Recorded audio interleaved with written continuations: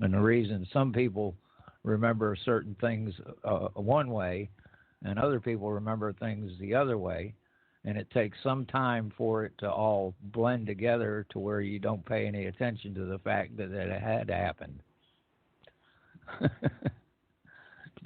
Kind of strange. Okay, I've got. That's your deja vu right there. Yeah, and then tell me, what do you know about the Mandela effect or Nelson Mandela effect? Why it's called that or anything? Kimberly, you know what we're talking about, right? Yeah, but it's hard to explain. For me, it's hard to explain. I mean, like I said, the best way I can see it or explain it is deja vu, or like a bleed through from one time period to another. Okay, and then basically, that's the best way I can describe it. Okay, now I'll give you the accepted story-written type of generic. Why we call it the Mandela effect was there was an event happening, and you can all look it up. And I used to even know the names when it happened because for some reason the story was real important. I guess because I'm into social, paranormal, educational entertainment, and I'm putting an organization together called Alien Stargate, but it has to do with events too. And these people were like I used to know all the details because that's the kind of researcher I am, but I can't tell you now, and they didn't stick. And I can't tell you why some things stick and others don't, but I hadn't planned on talking about it tonight, or I would have done some research and put it back in my head. But and I'm not going to look it up or anything because I'll mess up my computer because I'm got to keep it low on the vibrations on my laptop right now to run the studio. But basically, Nelson Mandela, who was very well known in Africa, was one of the leaders, and I won't go into all the history of that either, but apparently during a certain time on Earth in Africa, and he was leading and apparently was put in prison. And the discussion at one of these events was that he was dead. He wasn't alive at the time they were talking, and other people were going, "No, he died in prison. He's not alive." And the other people are going, "Yes, he's alive." And they're like, "No, he died in prison." So that was one of the stories that made some, the rounds of the people, the journalists that put that was the story. first one that made attention. That was to the fact. That's why it was named the Mandela effect. There you go. So that's the first one that people started talking about because it was an event. Is that what you would say? So it depends on who's writing the story and getting all the details. But it caught on like some people. Yeah, some people believe that he died in prison. That's what I believe. But according to this timeline, he didn't. He got out of prison before he died. I have to admit, I was pretty shocked when I found out. I remember when I saw him with a bunch of crowd and a lady and walking, and I was like, "What?" I mean, it stunned the heck out of my head because I was like, "Wait, didn't he die? I thought he died in prison." So I know that's what I thought. When I was a kid, we had Jiffy peanut butter, which was spelled Jeff. Now it's Jif peanut butter. So you thought it was Jeff, or you're saying there was a Jeff? No, that's what it was when I was a kid. You would have Jiffy peanut butter, but according to our timeline now, there was never a Jiffy peanut butter. It was Jif, Jef. I remember the same thing. You're right. Jiffy. Well, I remember Jiffy peanut butter. Are some people? I do remember commercials. There's no such thing. You go check. There's no such thing as Jiffy peanut butter. So they say, choosy people choose Jif. Is that the commercial? That's what you hear today. Whoa. No, I've got Peter Pan Creamy in there. There was 2 for $6, I think, at Winn-Dixie across the street. But it was crunchy and creamy. and I had to pull way back to the back to get the creamy because I think they had four, you know how they put them in the half boxes, like 24 in a box or something, cut down, and there was more crunchy than creamy, but it's Peter Pan peanut butter. And it used to be a big thing to have, when my kids were growing up, have Jiffy and Peter Pan. And I remember telling them, do y'all want Peter Pan or Jiffy? You know, when we could afford it, because most of the time they got generic.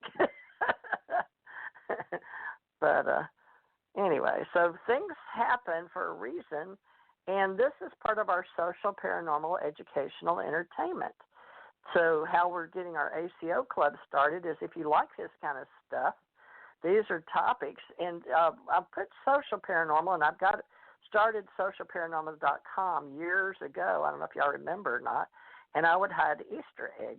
I would hide knowledge all over the internet because I had worked before we had the internet, and I remembered it coming out and using my first laptop was a Kaypro, Kaypro, in a metal box, and I'd clip the keyboard off the front of the metal box and teach people in the Navy how to use them, writing DOS, DOS.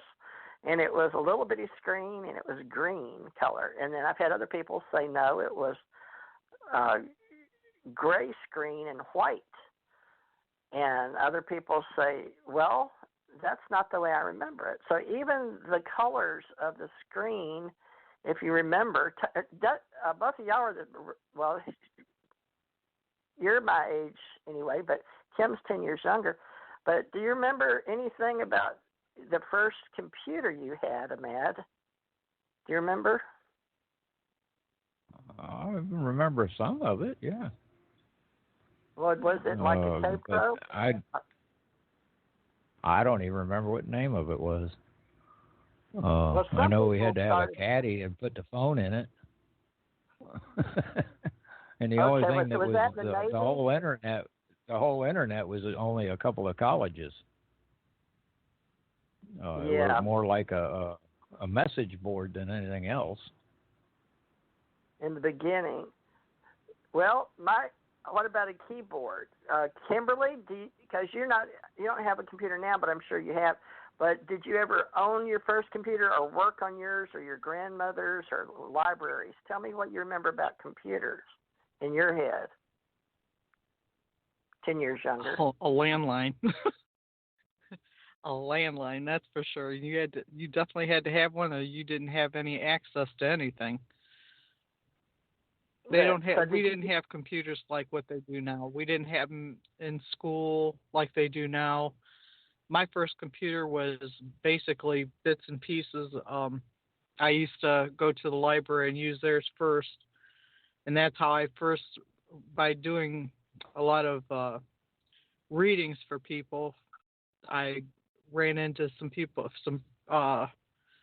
online that actually brought me a computer, my first computer, and they were from Indiana, and I sat and they got hotel rooms, and I did readings for them for all night, basically, on different subjects, with different spirits and everything, calling on their families and stuff. That's what I did. And then how did that? They gave you a pieces to put together, because you didn't have a laptop, did you? It was like the old days. I've never had a laptop. You had the big tower. You had the big monitor. You had everything. Everything was just big, and putting it together moving it was a pain. But yeah, it was different. It's a lot different than now. I mean, computers are the size of a watch. Literally now on your on your wrist. But yeah, I remember in college they did. Now this wasn't in the 80s, because when I went to school, and back in the 60s at NASA, 1967, 68, they used to have them. The whole room would be a computer and water coolers, like to keep it. The rooms would get warm. It was real hot when you'd walk in, or warm. They're always trying to keep the rooms cool. You know, Ahmad, did you see any big computers in the 70s in the military at all, or anything to do? Big old IBMs. Yeah. Had the spools that had to be replaced. Wow. So that they were around, and so we've come a long way with a lot of things, but I think the most impressive now is due to, I'll just say it like this, folks, to make it easy. You can't believe everything you read. We talked about the Mandela effect. You can be on different timelines, and we'll be talking about things like that in our ACO Club, which stands for many things, including Ascension Center Organization and Alien Contact Organization and Allied Command Organization are the big ones for me. And now I've got American Communications Online as a company to do exactly that, is to help us collect all these stories and phenomena, and have a metaphysical group here where I live and meet. And I've got a group, Gulf Coast Metaphysical Group, I believe, but I haven't met with everybody yet. And I've already had the Mandela effect where some people said we did. And I remember going to the library, and then my daughter got sick, the dog died. Yeah, we had to rush the dog to the hospital, and he didn't make it over the 3 Mile Bridge between Gulf Breeze and Pensacola.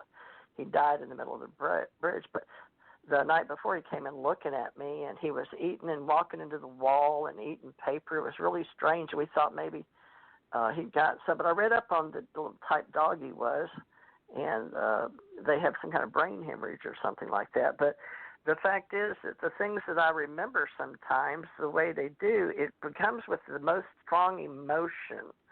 And we're going to study that in our metaphysical groups, because emotions at the time are something very melodramatic, or some drama at the time can help you imprint in these rewiring of your brain, the plasticity. And we've learned that we used to think old people got old because of the hardening, like of the arteries, and hardening in the brain, and the neurons and protons and things like that couldn't flow, so to speak, But now we know so much more that we don't believe a lot of the things we used to be told.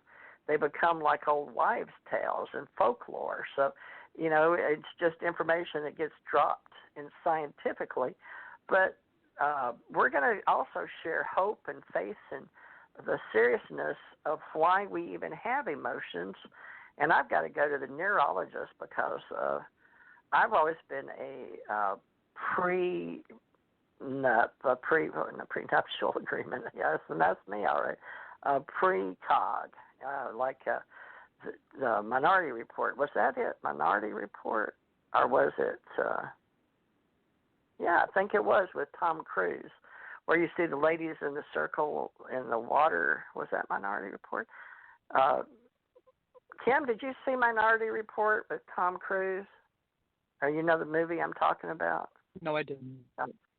I know the movie you're talking about. It's precognitive intuition. Right.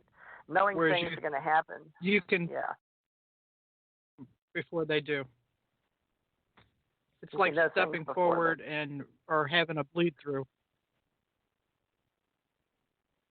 Okay, yeah. So we could talk about timelines and linear time, and that man-made illusions and delusions, and what paranormal life really is versus synchronicities in life. But let's talk a little about that, because some people that are spiritual and understand precognition are even divine experiences.